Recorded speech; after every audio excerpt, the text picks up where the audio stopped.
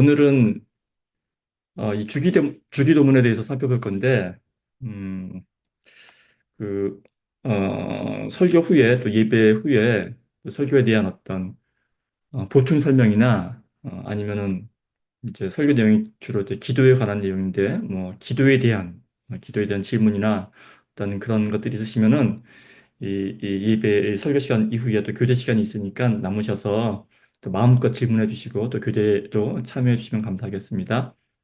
음. 오늘 지금 우리 백창종 목사님께서 이 마태복음에 나와 있는 주기도문을 이렇게 읽어주셨는데요. 하늘에 계신 우리 아버지요. 이게 지금 우리가 외우는 그 주기도문의 첫 구절이죠. 저희 교회도 얼마 전까지 주기도문을 이제 같이 했었는데, 이 얼마 전서부터는 이 주기도문 이제 대표기도하고 또 주기도문 연달아서 하니까 그게 두가 중복되는 것 같아서 얼마 전부터는 예배 순서를 조금 바꿔서 이제 주기도문을 이렇게 생략하고 예배를 드립니다. 근데 그거는 뭐 그 기도의 그 하고 안 하고를 떠나서 또 어떤 정신을 이어받는 거니까 별 상관은 없는 거겠죠. 어쨌든 우리는 이 성경에 나와 있는 예수님께서 우리에게 가르쳐 주신 기도의 원형을 가지고 있습니다. 그리고 그 기도는 방금 저희가 들은 바와 같이 그 하늘에 계신 우리 아버지여라고 이렇게 어, 첫 구절 이렇게 되어 있죠. 어, 그런데 여러분 뭐 다 아시겠지만 사실 이 주기도문은 성경에 두 번 나와 있습니다. 이 마태복음, 지금 우리가 하고 있는 게 마태복음에 나와 있는 주기도문이죠. 이 마태복음에 나와 있고 또 이제 누가복음에도 이 동일한 내용의 이 기도문, 주기도문이 나와 있죠. 그런데 이 마태복음의 주기도문하고 이 누가복음의 주기도문이 살짝 다릅니다. 살짝 다릅니다. 그러니까 이 누가복음의 주기도문이 이 마태복음에 비해서 조금 짧습니다. 길이가. 그러니까 보통 이 성경학자들이 이 성경을 연구를 할 때, 보통 이 동일한 내용이 있으면은 이 길이가 짧은 것이 그 원본에 더 가깝다라고 여기는 게 그게 이제 그 어떤 상식적인 그런 어떤 방법입니다. 그러니까 복음서는 예수님이 돌아가신 이후에 예수님 사후에 적어도 한 3, 40년 이후에 그 제자들의 기억과 또 그 기억에 의한 그 구전에 의해서 예수님 사후 적어도 3, 40년 이후에 쓰여진 문서입니다. 그러니까 그러다 보니까 이 제자들의 이 공통된 기억이 겠죠. 예수님의 가르침에 대한 그 기억이 있을 텐데 그 기억의 뼈대에다가 나중에 그 제자들이 흩어지게 되면서 자기만의 이제 공동체를 이제 형성할 터인데 뭐 마태 공동체가 있고 마가 공동체가 있고 뭐 누가 공동체가 있고 이렇게 이제 공동체가 형성되었을 터인데 이제 그 각각의 공동체의 이해에 따라 그들의 믿는 바에 따라서 이제 조금씩 거기에 이제 그 뼈대에 조금씩 살을 덧붙였을 거이라는 게 이제 학자들의 이제 추측이죠. 그런데 이제 누가복음은 그냥 심플하게 그냥 아버지여 이렇게 나옵니다. 이 마태복음은 하늘에 계신 우리 아버지여라고 좀 길게 나와 있는 반면에 누가복음은 이제 아버지여라고 심플하게 되어 있죠. 그러니까 사람들은 어떻게 생각하냐면은 이 마태복음의 저자 마태는 이 아버지여라는 어떤 이런 그 공통된 어떤 그런 구전 전승의 그 기억에다가 거기에다가 자꾸 이제 그 자기가 해석한 바에 대해서 그 아버지가 어떤 분이신가 그 해석한 바를 그 믿는 바에 따라서 이제 덧붙였다라는 거죠. 그러니까 추가 설명을 했다라는 거예요. 부연 설명을. 그 아버지는 하늘에 계신 분이고 그 아버지는 우리의 아버지다라는 그런 어떤 그 이 마태 공동체의 이 아버지에 대한 신학적인 해석이죠. 이 메시지가 덧붙여진 거라는 이제 그런 이제 설명을 하죠. 그래서 사실은 이 마태복음의 이 주기도문보다는 이 누가복음의 주기도문이 예수님께서 살아생전에 이렇게 하셨을 그 원문에 더 가까울 것이다 라고 여겨지는 것이죠. 이게 뭐 사실이다 아니라 떠나서 이제 그렇게 여겨집니다. 그래서 이제 우리는 이 누가복음에 예수님께서 기도를 이제 가르쳐 주실 때, 제자들의 요청에 따라서 기도를 가르쳐 주실 때, 너희는 이렇게 기도하라, 아버지여라고 이렇게 기도하라고 가르쳐 주시지 않습니까? 근데 이제 이 아버지여라는 이 구절은요, 사실은 우리는 너무나 자연스럽게 하나님 아버지 이렇게 기도를 하지만, 사실 예수님이 살아계셨던 이 누가가 살아있던 그 초대 로마 식민지 사회죠. 유대 그 사회가 그 시대 정황상 이 기도는 참 쉽사리 그렇게 할 수 없는 그런 기도문이고 그런 구절이었다는 겁니다. 이게 왜냐하면 무슨 말인가면은 이 당시의 기도라는 것은 기도는 신에 대한 기도죠. 이 하나님에 대한 기도고 당시 그 신에 대한 기도가 기도문입니다. 그 기도라는 것은 누구나가 다 아무나 하고 싶다고 해서 막 아무렇게나 막 하는 게 아니라 그런 게 기도가 아니었습니다. 이 기도라는 행위는 이 신 앞에 나서는 행위죠. 이 하나님 앞에 나서는 행위고 이것은 지극히 거룩하고 어찌 보면은 이 공식적인 어떤 일로 여겨지는 그러한 행위라는 거죠. 그래서 이제 자칫이라도 이 잘못 기도하게 되면은 뭔가 좀 이렇게 일이 뭐 큰일 나게 여겨지는 그런 중요한 일이 바로 이 기도문을 읽는 일이고 기도하는 일이었다라는 그런 거란 말입니다. 지금 우리가 이렇게 우리 기도합시다, 기도해 주세요 이런 거라고는 차원이 다른 그거를 이해를 하셔야 됩니다. 이 당시 로마 문화도 그렇고 유대 문화도 그렇고 기도를 할 때는 그 기도 대상자가 있죠. 로마인들은 유피테르, 그 주피터 신에게 기도를 하고 유대인들은 하나님께 기도하죠. 여호와 하나님께 기도를 하죠. 그래서 기도할 때는 그 기도의 대상자가 있단 말입니다. 그리고 항상 그 신에게 기도할 때는 그거를 이제 그 신명이라고 하는데 신명을 부르는 게 굉장히 중요합니다. 신명을 먼저 부르는 게 그래야지 그 신이 듣는다고 생각을 했거든요. 먼저 신명을 부르는 게 굉장히 중요한데 그 신명을 정확히 부르는 게, 이 신명을 정확히 부르는 게 굉장히 중요하게 여겼다는 말인 거죠. 그 당시의 서예 문화상 기도라는 것도 중요한 일이지만 기도를 할 때는 그 신명을, 기도의 대상자의 이름을 정확하게 호칭하는 게 굉장히 중요했다라는 것이죠. 자칫 이 신명을 잘못 불렀다가는 오히려 더 엉뚱한 오히려 일이 일어나는 그렇게 여겨지는 게 당시에 그 기도에 관한 어떤 일반적인 생각이었다는 것이죠. 어, 이게 마치 뭐가 같냐면은 그 옛날에만 그런 게 아니라 요즘에도 보게 되면은 특히 이제 북한 같은 사회에서는 북한에서는 그 저기 뭐야 그 위대하신 수령 동지 그렇게 묻지 않습니까?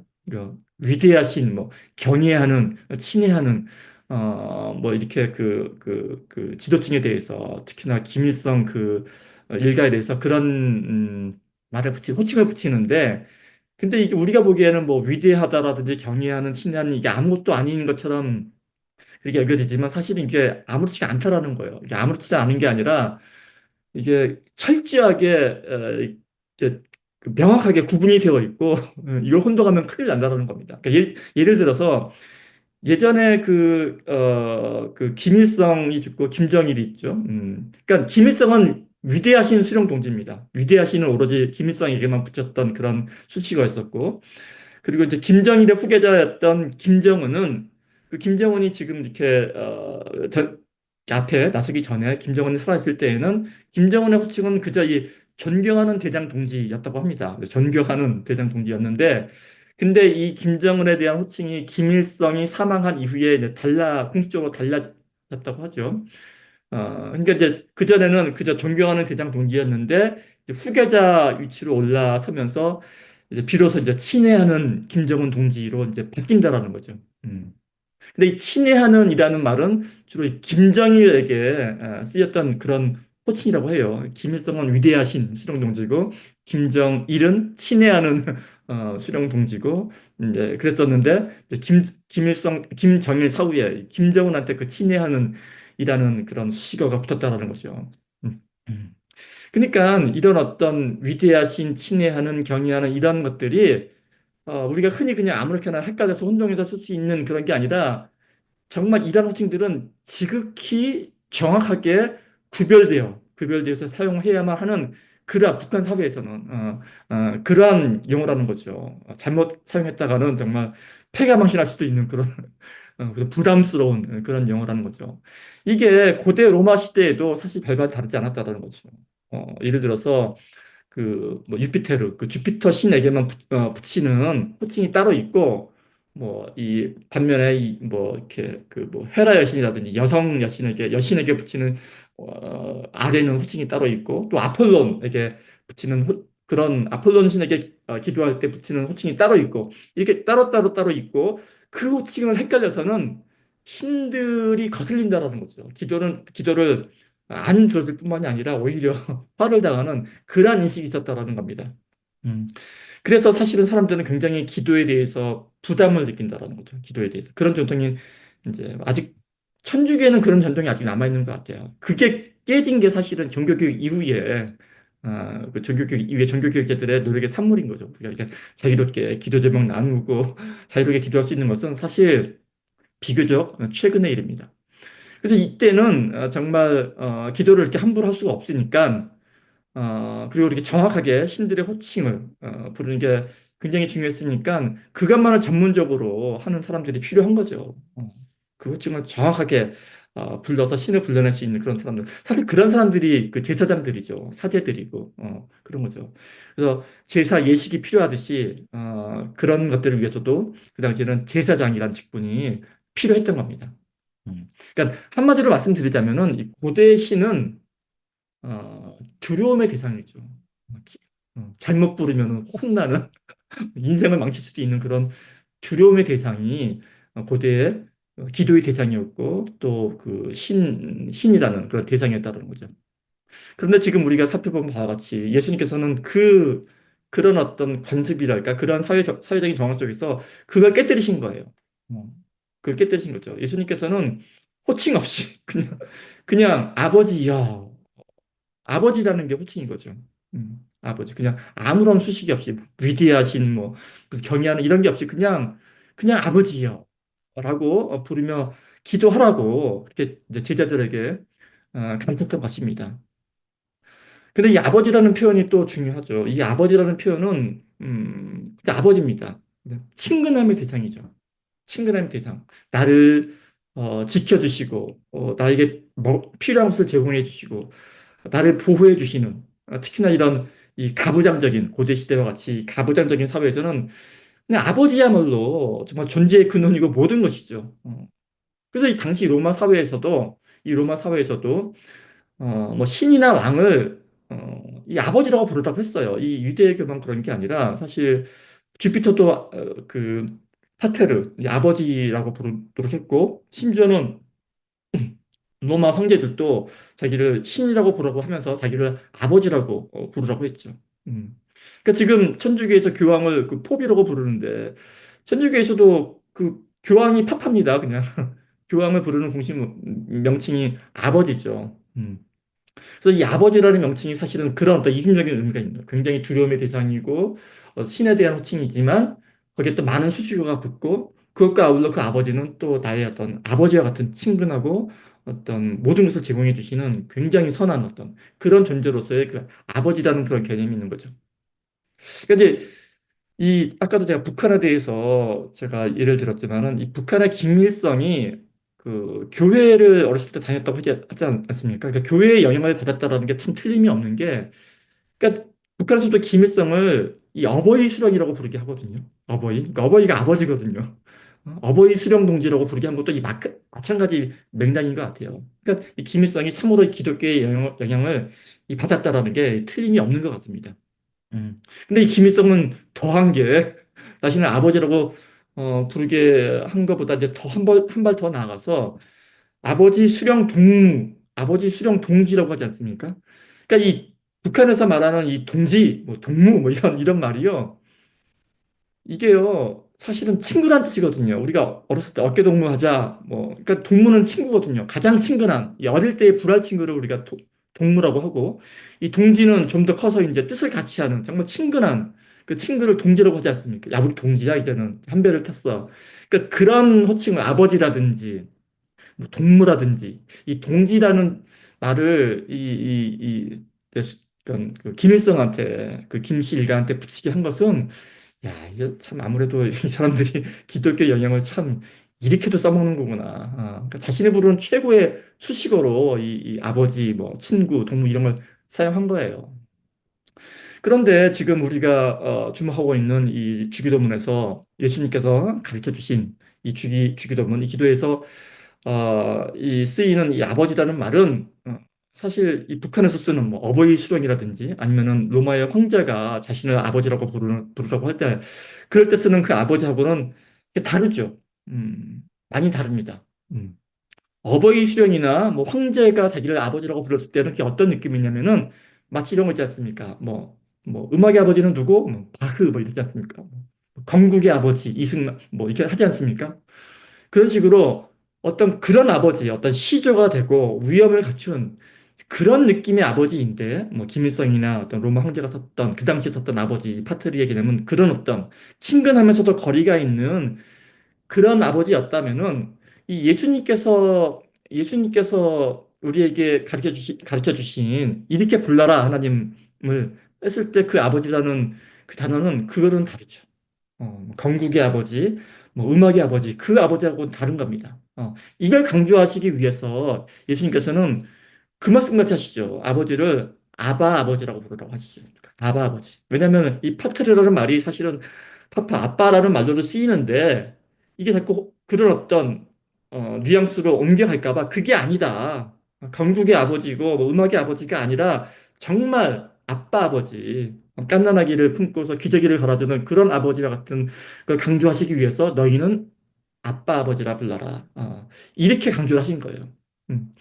사실 우리가 뭐 음악의 아버지라고 얘기를 하지 음악의 아빠, 뭐 건국의 아빠 그러지는 않지 않습니까? 그러니까 구분을 하신 거죠. 그래서 이 주기도문의 아버지 하나님은 사실 그런 아빠로서의 하나님인 거죠. 음, 네.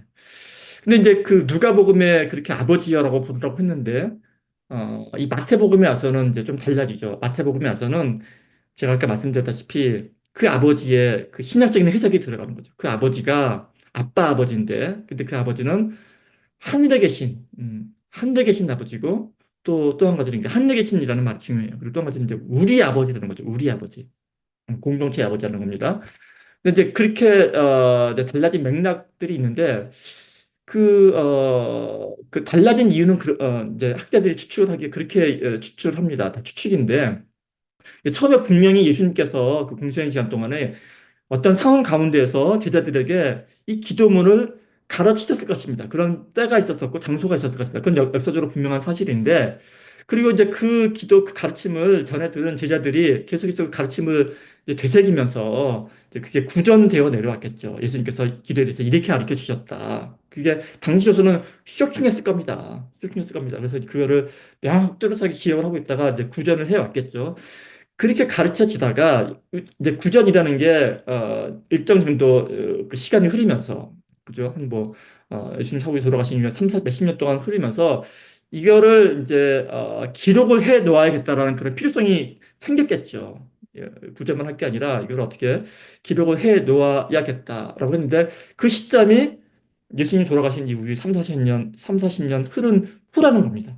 이미 한 세대가 지난 후라는 거죠. 그러니까 이 문서화하는 과정에서 이제 그 뭐 마태라든지 마가는 빼고 이제 누가라든지 이 사람들이 이제 그 기억을 더듬는 거죠. 그러면서 자기가 속한 공동체의 상황에 따라서 일종의 편집 과정을 거칩니다. 편집 과정. 우리가 성경을 이해할 때 이 성경이라는 문서가 편집된 문서라는 것을 우리가 받아들이는 게 굉장히 중요합니다. 뭐 이거는 좀 더 더한 설명이 필요하겠지만 어쨌든 이렇게 40년 이후에 이 마태가 속한 공동체의 상황과 그리고 이 마태는 예수님의 그 열두 제자 중에 한 명이죠. 그래서 이제 들었을 터이고 누가는 다르죠. 누가는 또 이제 그 바울의 제자라고 많이 보죠. 바울과 신라와 같이 이제 함께했던 직접 열두 제자에 속하지는 않았었고, 그러니까 누가가 속한 공동체 상황이 좀 달랐을 거라는 거죠. 그러니까 상황이 다르면은 이 같은 말이라도 이 받아들이는 바가 그 뉘앙스가 조금씩 달라지죠.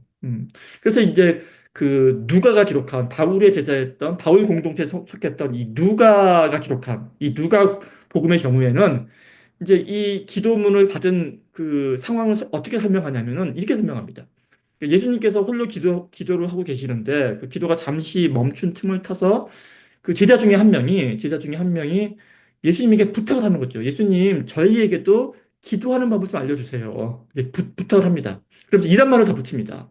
아니, 저쪽에 그 세례자 요한이라는 사람이 있는데 거기에 사람들이 많이 몰려다니면서 세례 형성하고 있는데 근데 그 세례자 요한은 자기 그 제자들에게 그 공동체가 있을 거 아닙니까? 자기 제자들에게는 기도하는 법을 가르쳐 준답니다. 기도문이 있답니다. 그런데 우리도 지금 예수님을 따르고 있는데 우리 공동체, 그러니까 예수님을 따르는 우리 공동체의 믿는 바는 무엇입니까? 우리는 어떻게 기도를 해야 합니까? 이 말은 뭐냐면은 우리가 믿는 바는 무엇입니까? 우리가 추구하는 바는 무엇입니까? 우리 모임의 우리 공동체의 정체성은 한마디로 뭐라 할 수 있나요? 이 질문이랑 같은 거죠. 그렇게 했을 때 예수님께서는 기존의 어떤 기도문과는 구별되이 아버지여 하면서 이렇게 기도하라라고 기도문을 가르쳐 주신 게 이제 누가복음의 주기도문의 맥락이고 근데 이제 우리가 지금 주기도문 외웠는데 이 마태복음의 경우는 조금 다르죠. 마태복음의 경우에는 이게 어떻게 세팅이 되어 있냐면은 이 마태복음의 주기도문은 예수님의 산상수훈 가운데 나옵니다. 산상수훈이라는 것은 예수님께서 산에 올라가서 산에 올라가서 이제 가르치신 정말 복음서의 꽃이죠. 이 신약성서에서 예수님의 가르침의 정수가 이 산상수훈의 수훈에 담겨져 있는데 이게 마태복음 5장, 6장, 7장 이 세 장에 걸쳐서 이 예수님의 가르침이 담겨져 있습니다. 우리는 그 세 장의 가르침을 따로 띄어서 예수님의 산상수훈이라고 해서 그 보물로 여기죠. 보물로 여깁니다. 근데 이 예수님의 산상수훈에 5장, 6장, 7장의 한가운데 6장의 기도의 가르침이 있습니다. 그죠? 마태복음 6장의 기도에 관한 가르침이 있는데, 여기에 이 주기도문이 들어있는 겁니다. 그래서 이 주기도문, 너희는 이렇게 기도하라 하고 주기도문을 가르쳐주는 그 이제 앞뒤로 기도에 대한 설명이 있죠. 그래서 어떤 설명을 하시냐면은, 너희는 어떤 그 다른 사람들처럼 기도할 때그 바리새인이나 어떤 외식하는 자들처럼 그렇게 하지 말라. 너희는 외식하는 자들처럼 그렇게 기도하지 말고 너희는 골방에 들어가서 은밀하게 너의 말을 귀담아 들으시는 하나님께 은밀하게 기도를 해라. 외식하는 자처럼 머리 떠들고 이렇게 하지 말고 그렇게 기도하라. 혹은 이방인처럼 중언부언 뭐 이렇게 하지 말고 중언부언 기도하지 말고 너희는 이렇게 기도하라라고 가르쳐 주신 기도문이 바로 그러니까 기도문을 제시해 줬는데 샘플로서 제시해 주셨는데 그 기도문이 바로 오늘날 우리가 외우고 있는 그 주기도문인 것입니다. 그러니까 이 마태가 기록한 주기도문이나 이 누가가 기록한 주기도문이나 비록 그 기도문이 쓰여진 맥락과 상황과 이 관점은 다르지만 그러나 우리가 이렇게 볼 수 있습니다. 그 기도문의 강조점은 같은 거예요. 강조점은. 이게 무슨 말인가 하면은 그러니까 누가복음의 경우 이 주기도문이 가르쳐 주시는 그 계기가 저기 다른 공동체와 구별된 저들은 저렇게 기도하는데 우리는 어떤 정체성이 있습니까? 그들 공동체와 우리 공동체와의 경계는 무엇입니까? 어떤 구분이 있겠습니까? 어떻게 다르게 기도해야 되겠습니까? 라는 질문에 대한 가르침이 누가복음의 주기도문이었다면은 마태복음 또한 다르지 않다라는 거죠. 마태복음 또한 너희들은 저들처럼 중언부언 기도하다든지 뭐 위선적으로 그렇게 외식하는 자처럼 기도하지 말고 너희는 그걸 내이 이렇게 기도하라라는 그 점이 같다라는 거예요. 그러니까 이 기도 공동체에 예수님 공동체, 예수님을 따르는 이 교회 공동체에 그러니까 어떤 공동체, 어떠한 것을 고백하는 공동체라는 걸 알려 주신다는 면에서는 그게 이제 공통적이라는 거죠. 그런 면에 있어서는 동일하다. 그런데 사실 죄송합니다. 그런데 사실 우리가요 이렇게 주기도문을 우리가 함께 같은 주기도문을 외운다라는 것은 사실은 굉장히 커다란 특권이자 사실은 영광이죠. 음. 당시에 이 주기도문을 같은 주기도문을 외운다라는 것은 아까 제가 말씀드린 그 구별된 공동체의 일원으로 받아들여졌다는 것을 뜻하는 거거든요. 받아들여졌다. 너희들은 받아들여졌다. 그러니까 이제 너희들은 이 기도문을 함께 할 수 있는 특권이 주어진다. 라는 거죠. 음. 그래서 우리는 사실 이거 꼭 외워야 돼? 왜 자꾸 이렇게 예배 시간 자꾸 이걸 왜 하지?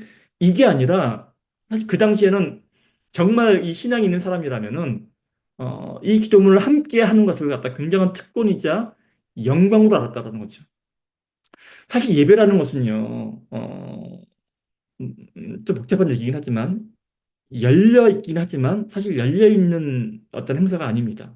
예배는요, 교회에서 예배 누구나 들어서 참석할 수 있죠. 그죠? 누구나가 아무 교회나 들어가는데 막는 사람은 없습니다. 예배에 참여할 수 있습니다. 그러나 그 예배 공동체의 일원으로 받아들여지는 것은 또 어나더 스토리입니다. 초대 교회 공동체에서는 주기도문을 함께 할 수 있는 그런 예배 공동체의 일원으로 받아들여졌다는 것은 굉장한 일인 거죠. 음, 뭐 사회적인 특권은 없을지라도 이 공동체 내에서는 한 가정의 일원으로 받아들여지는 것이에요.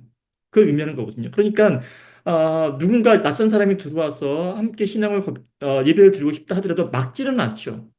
그렇지만 그 사람은 유심히 관찰을 합니다. 그게 보통 짧게는 1년, 길게는 3년까지도 간다고 그래요. 그래서 그 사람의 삶을 관찰하고, 그 사람의 언행을 관찰하고, 그렇게 긴 시간의 필터링을 거친 이후에, 저 사람은 정말 참된 신앙인이 맞다 하게 되면, 그때서야 비로소 세례를 베풀고, 주기도문을 함께하고, 네, 이래서라는 거죠. 그렇게 중요한 것을 쓰인 것이 바로 세례식이고, 성찬식이고, 주기도문을 함께 외우는 거고, 그렇다는 거죠. 음. 이제 다시 또 본문으로 돌아서 이 마태복음의 이 기도문 같은 경우는 그러한 구별된 기도문을 사용하는 공동체에서 이 기도문을 가다듬는 거예요. 우리가 함께 이 아버지라는 고백을 하는데 그 아버지는 어떤 아버지신가 했을 때 그 아버지는 하늘에 계신 아버지라는 거죠. 하늘에 계신. 하늘에 계신다라는 것은 그러니까 말 그대로 초월적인 분이라는 거죠. 그러니까 하나님이신 거죠. 그게 신인 거죠.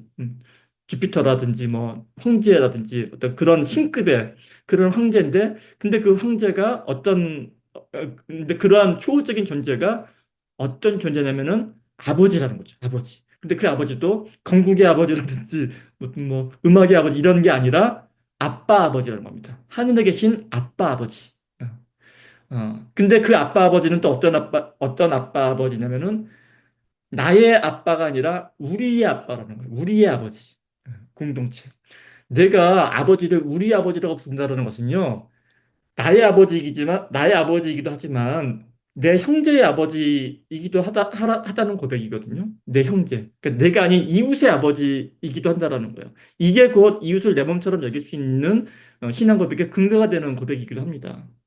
이웃 중에서는 또 친절한 이웃만 있겠습니까? 내 돈 떼먹고 도망간 이웃도 있고, 정말 꼴보기 싫은 이웃도 있을 터인데, 그 또한 하나님을 우리 아버지라고 고백하고 나의 아버지가 그의 아버지고 그 우리 아버지라는 그 뜻이 이제 그 이 주기도문 안에 함축이 되어 있는 거죠.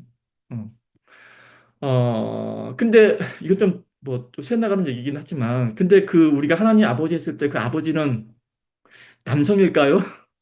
남성이기 때문에 우리가 아버지라고 할까요? 그래서 보통 여성 좀 급진적인 진보적인 신학자 이런 분들은 왜 하나님을 꼭 이 남성 명사인 아버지를 쓰느냐 그러면서 어머니 하나님이라고 부르면 안 되냐 하고 이제 그런 일종의 저는 그걸 시비라고 생각합니다. 시비 그건 시비고요. 하나님 우리 아버지 해서 이 아버지는 남성 명사가 아닙니다. 남성 명사가 아니고요. 마태 공동체나 누가 공동체가 이 아버지라는 명사를 썼을 때는 별다른 이유가 아닙니다. 아버지만이 그 이미지를 갖고 있는 거예요. 가부장 사회에서 아버지만이 모든 걸 책임져 주시고 보호하고 인도하고 리드할 수 있는 리더십을 갖춘 여성 리더는 드물었거든요. 그런 존재가 아버지였기 때문에 하나님의 그런 면을 아버지라는 이 단어로서 드러낸 거죠. 드러낸 거지. 이게 하나님이 뭐 남성이다 그런 얘기는 아닙니다. 그래서 우리가 그렇게 문자적으로 이렇게 막 매일 필요가 없다, 라는 말씀을 제가 또 강조를 하고 싶은 거죠. 좀 더 이제, 이거 한 절 가지고서, 어, 예. 그럼 이제 좀 스피드를 내서 이 주기도문이 구조가요. 사실은 내용이요. 그게 하나님은 우리 아버지라고 부른 다음에 그 다음에는 간단합니다. 6개의 청원으로 이루어져 있습니다. 6개의 청원. 그중에서 세 개는 하나님 청혼이라고 그러고 나머지 세 개는 우리 청혼이라고 그러는데 청혼이라는 것은 뭐냐면요. RM이에요, RM. 부탁. 그죠? 기도는 주로 이 RM이지 않습니까? 부탁입니다. 근데 이 세 개, 여섯 개 청원이 위에 세 개의 청원은 하나님 청원이라고 따로 우리가 이렇게 말한 거냐면 이 세 개가 하나님의 이름을 거룩히 하나님 이름이 거룩히 여김을 받으시며 뭐 하나님의 그러니까 그 하나님의 이름이 거룩히 여김을 받으시오며 하나님의 나라가 임하시오며 하나님의 뜻이 이루어지기를 바라며 이렇게 이제 하나님자가 붙으니까 이거 하나님 청원이라고 그러고 나머지는 우리에게 뭐 우리의 죄를 용서해 주시고 우리가 우리에게 죄진 자를 용서해 준 것처럼 또 우리에게 일용할 양식을 주옵시고 우리 자가 붙어가지고 나누긴 하지만 사실은 이제 동일한 청원이죠. 근데 여기서 이 하나님 청원이 저는 중요하다고 봅니다. 왜냐하면은 이 하나님 이름이 들어간 청원에 우리의 바람이 어떻게 들어가 있냐면요. 먼저 하나님의 이름이 거룩히 여김을 받으시오며 라는 말이 들어갑니다. 근데 이 말이 참으로 어색하지 않습니까? 참으로 어색합니다. 하나님의 이름이 거룩히 여김을 받으시오며. 도대체 이게 무슨 말이야 방구야 이렇게 될 수도 있죠. 그냥 하나님 이름이 거룩하게 이렇게 하면 될 건데 하나님의 이름이 거룩히 여김을 받으시오며 이렇게 하는 그 이유는요. 사실은 본문 이 헬라어를 정확하게 해석하기 위해서 그렇게 하는 거예요. 이 쓰인 태가 사실은 중간태라는 태거든요. 우리나라 말이나 영어에는 수동태라든지 능동태 두 개밖에 없어가지고 받으면 받고 주면 주고 그밖에 없는데 근데 애매하게 헬라어에는 이 중간태가 있어가지고 이 주어의 동사의 이 결과가 주어로 다시 돌아가는 이제 그런 태가 있거든요. 그게 왜 쓰여진지는 잘 모르겠어요. 그러니까 어떻게 해석할지도 이제 잘 모르는데 그런데 이 중간태의 의미를 가장 잘 살리려면은 이제 가장 잘 살리려면은 어떻게 이걸 해야 되냐면은 하나님께서 하나님의 이름을 스스로 거룩하게 해주세요. 라는 그런 의미가, 그런 뉘앙스가 들어가 있는 거예요. 이런 뉘앙스를 살리기 위해서 하나님의 이름이 거룩히 여김을 받으시오며 이렇게 해석하는 겁니다. 왜냐하면은 우리가 하나님을 거룩하게 할 수가 없거든요. 하나님의 이름이 거룩하게 되는 것은 오로지 하나님만이 할 수가 있는 거예요. 근데 그걸 우리가 원한다라는 거죠. 우리는 하나님의 이름이 거룩하게 여김을 받기를 원한다라는 겁니다. 네. 근데 이 말이 왜 첫 번째에 들어갔냐면은 사실 이 말이요, 굉장히 이 당시 사람들에게 절실했던 모양이에요. 왜냐하면 당시는 유대인들은 로마인들의 식민지였지 않습니까? 식민지. 근데 당시 사회에는요, 나라와 나라의 전쟁이 있고, 전쟁에서 진 사람이 나라가 그 나라의 식민지로 들어가는 거예요. 지금도 마찬가지죠. 근데 그 당시에는 나라와 나라의 전쟁은요, 신과 신의 전쟁이었어요. 신과 신의 전쟁입니다. 그러니까 유대 민족이 모시는 여호와 하나님과 그 로마 민족이 모시는 주피터 이 신이 전쟁을 한 거죠. 근데 어떻게 돼요? 지금 유대 민족이 식민지가 됐어요. 그럼 어떻게 된 겁니까? 야훼 하나님이 진 거, 여호와 하나님이 진 거예요. 하나님이 진 겁니다. 이거를 용납할 수가 없는 거예요. 그래서 보통 그 당시 사람들은 자기 신이 지게 되면 신을 바꿔버립니다. 더 전능한 신을 믿든지 갈아타지요. 근데 유대인들은 그렇게 할 수가 없는 거죠.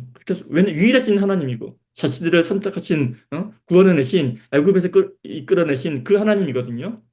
유일하신 하나님이거든요. 그 하나님이 지금 잠시 우리는 이해할 수 없는 어떤 상황에 의해서 이런 상황이 있는데 이게 지금 하나님의 이름이 더럽혀졌다고 지금 여기는 거예요. 그러니까 이 하나님의 이름이 거룩히 여기면 받아야 되는 거죠. 그렇게 되면 어떻게 됩니까? 해방이 되는 거죠. 그러니까 하나님의 이름이 거룩히 여기면 받는다는 것은 유대 민족들이 다윗의 영광을 회복하는 거예요. 그러니까 이게 가장 절실한 거죠. 그러니까 당연히 하나님의 이름이 거룩히 여김을 받으시었고 당연하게 하나님의 자녀인 우리를 거룩하게 회복시켜 주세요. 라는 의미인 거죠. 그와 아울러 함께 하나님의 나라가 임하시며 라고 얘기를 하죠. 그러니까 하나님의 나라가 임한다는 건 뭡니까? 이 나라라는 것은 통치죠, 통치. 하나님의 나라가 물리적으로 딱 미국이나 어떤 캐나다처럼 딱 세워지는 게 아니라 하나님의 통치가 이루어지기를 원한다는 거죠. 나라가 임하고 하나님의 통치, 하나님의 통치. 그러니까 하나님이 뭐 왕의 자리에 앉아가지고 막 뭐 이렇게 막 우리를 재판하고 이런 사사기 그런 통치가 아니에요. 사람들은 우리 참 현대를 사는 우리들이 오히려 더 많이 오해를 하고 있는데, 교회는, 목사님 교회는 민주주의가 아니라 교회는 하나님이 통치하는 것입니다. 이럴 때 써먹는 것이 아닙니다.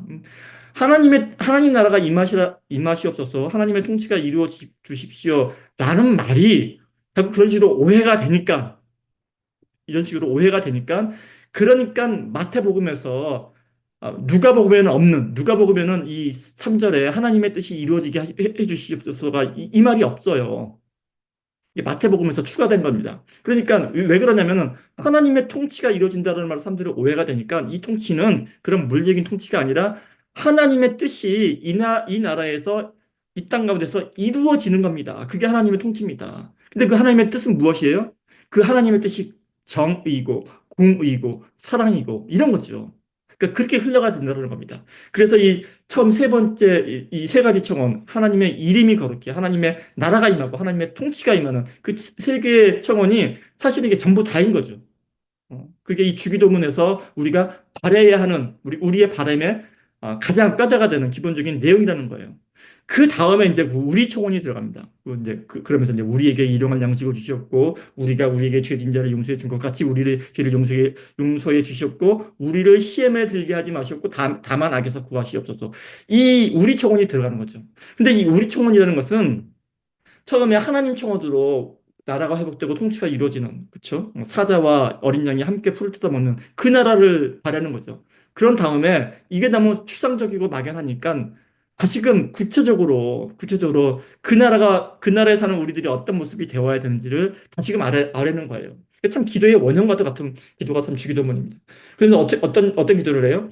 우리에게 일용할 양식을 달라고 하죠. 일용할 양식. 근데 여기서 그 일용할이라고 쓰여진 이 단어가요.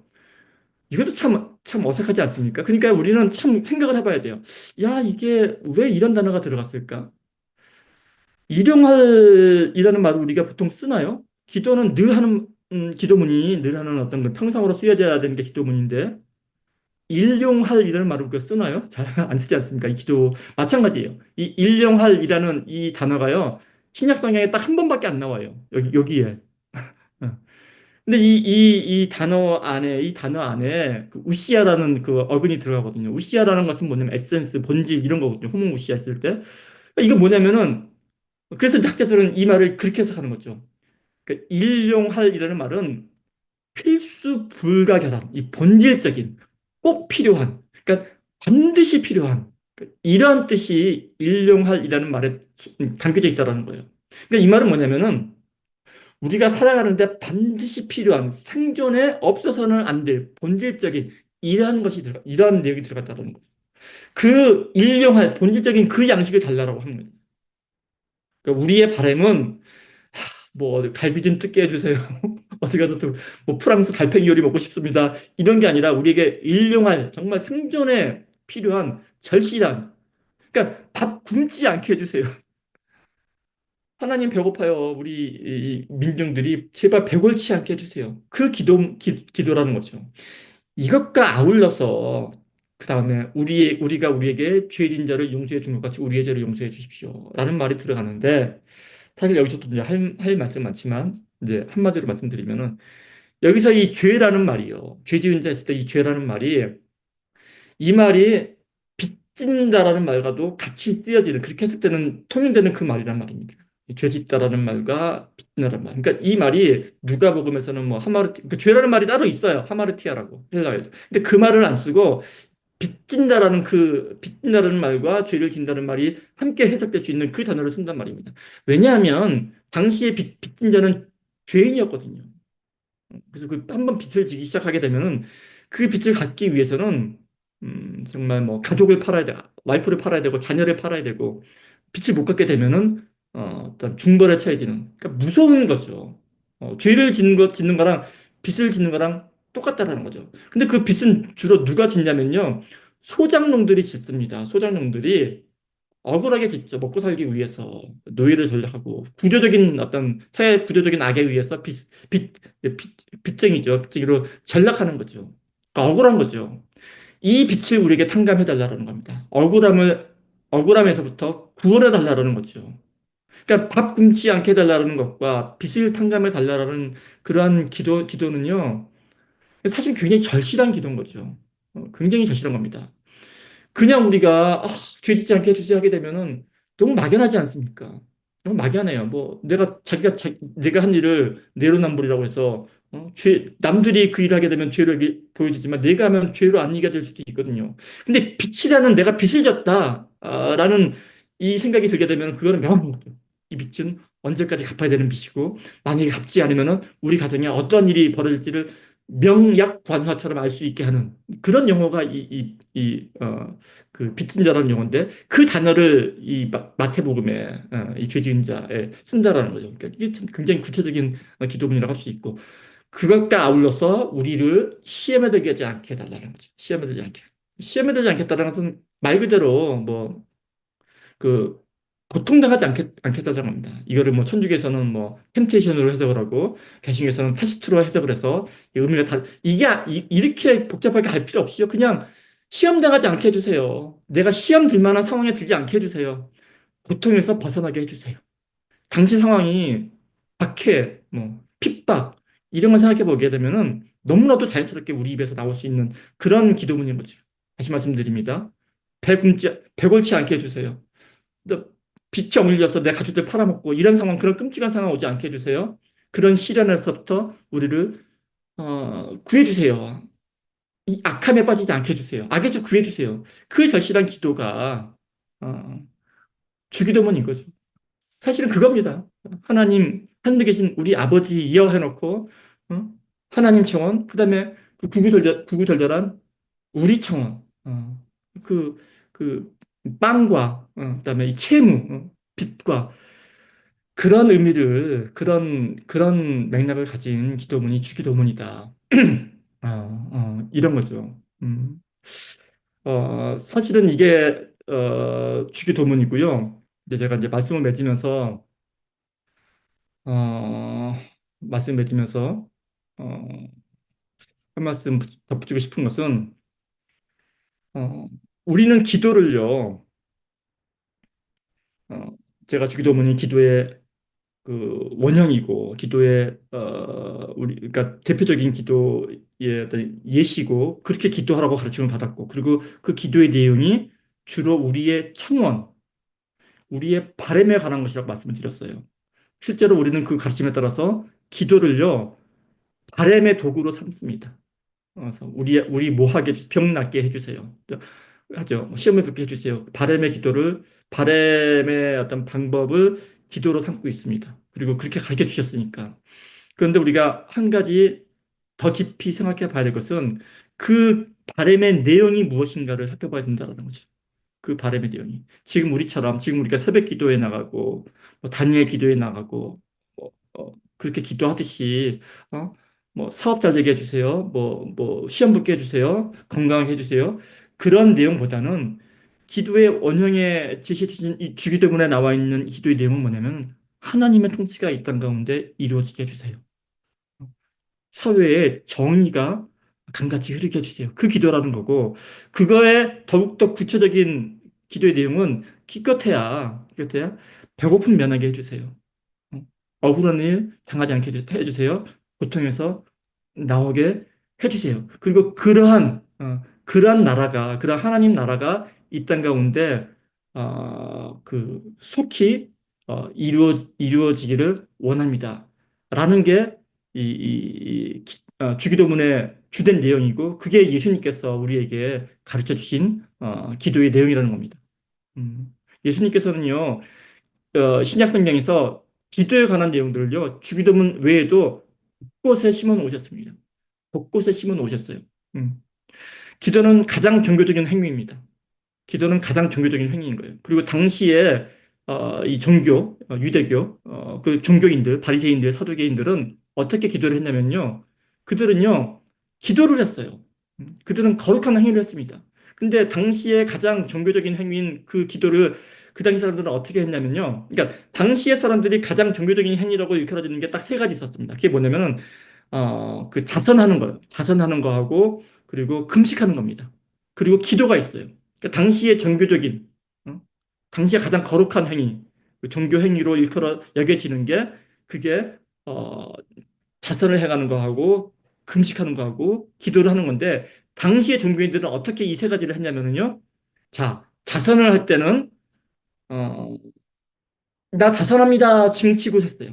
그리고 나 11조 합니다. 뭐 하고 나 이만큼 합니다. 하고 아주 사방팔방 나 이만큼 이렇게 철저하게 저는 안식을 지키고 나 헌금 이렇게 냅니다. 드러나게 한단 말입니다. 그렇게 자선을 했어요. 그렇게 도와줬단 말입니다. 그리고 금식 기도를 어떻게 하는지 아십니까? 금식 기도를 할 때는 그 시장 바닥에 나가가지고 선포하죠. 오늘은 금식하는 날입니다. 바리새인들이 그랬다는 거죠. 철저하게. 알지고. 그 기도할 때는 어떻게 해요? 기도할 때도 아주 그냥 죄를 뒤집어 쓰고 그냥 운동하는 사람들이 다 알도록 그렇게 기도를 했다라는 거죠. 근데 예수님께서는 그 당시에 종교적인 그 행태를 보시고서 어떻게 말씀하시냐면요. 니들이 자선을 할 때는 오른손이 하는 것을 왼손이 모르게 해라. 그렇게 가르치십니다. 그리고 금식할 때는 굶은 티내지 마라. 머리에 기름 바르고 해라. 그리고 기도할 때는 떠들면서 하지 말고 골방에 들어와서 아무도 모르게 하라. 그렇게 가르치신 거예요. 그런 기도에 대한 종교 활동에 대한 가르침을 신약성경 내내 가르치시죠. 그런 맥락하에 기도에 대한 가르침도 이렇게 가르쳐 주시는 거죠. 이게 주기도문의 정신입니다. 이 정신을 이 정신을 공유하는 공동체가 바로 오늘날의 교회인 거예요. 그러한 예수님의 가르침, 그 예수님의 기도뿐만이 아닙니다. 주기도문으로 대표되는 그 기도의 정신, 그 기도의 근본, 그 자상이 됐든 금식이 됐든 기도가 됐든 그 정신을 그 가르침을 공유하는 공동체가 교회죠. 그래서 그 따르고 실천하는 공동체가 교회인 것이죠. 그러니까 이 기독교적 정신의 공유가 굉장히 중요합니다. 그러니까 제가 이 말을 이제 마지막으로 왜 드리냐면은 사실은 이 말씀을 드리고 싶은 거예요. 우리는 기도하고 그다음에 복음 전도하고 어떤 기독교인으로서 사명을 가지고 있습니다. 그래서 열심히 종교 생활을 하죠. 그러나 그 이면에 그보다 더 우리가 잊지 말아야 될 것은 꿰뚫어야 할 것은 뭐냐면요.